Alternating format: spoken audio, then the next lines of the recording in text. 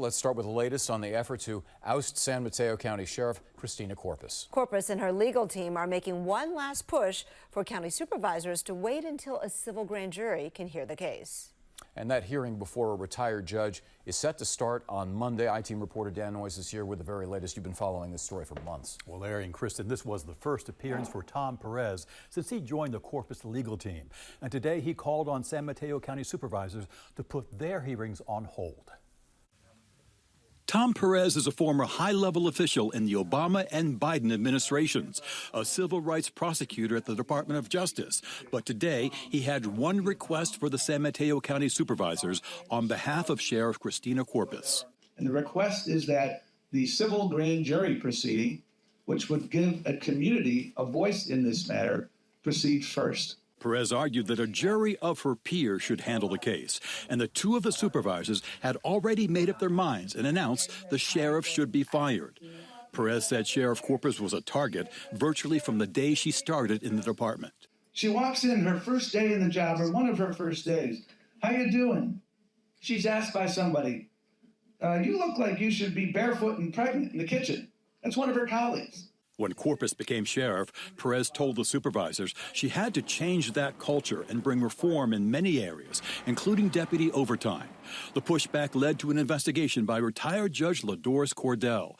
Perez read from Cordell's conclusions about the sheriff and her chief of staff. In fact, the evidence establishes that they have had an intimate relationship. That is patently false, and this will be an exhibit in the defamation case, I guarantee you. Because that is provably wrong. We have to prove a negative. We will, because the facts are the facts. The I-Team has confirmed the civil grand jury requested an unredacted copy of the Cordell report. But the DA's office told them they couldn't have it, that it is inadmissible in court because it's hearsay. That's the report that started the entire controversy. I think the county is going to regret some of the things that were going to be coming out.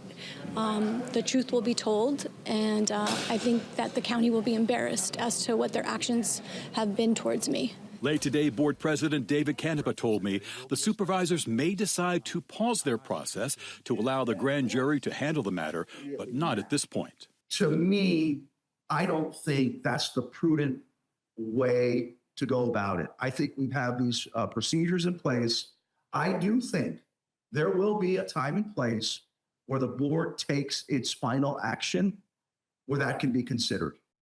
The Corpus team had a meeting this afternoon with the county council and the district attorney. No word on what happened in that meeting. But it seems this case is really heating up as the supervisors are scheduled to start their hearings to fire the sheriff on Monday. So we'll have to keep track of this as this goes on. Yeah. So we know the deputies union came out against Corpus. Right. But are there some deputies who are supporting her? There are, and those deputies mostly are afraid to speak out because they'll get flack from the others. But to think about this, Corpus has hired about a third of the deputies in that department. So we have a whole group of people who came to work for the sheriff. So you have that amount of people who are backing the sheriff. Yeah, but like you said, they may not be vocal about it. It just depends. Exactly.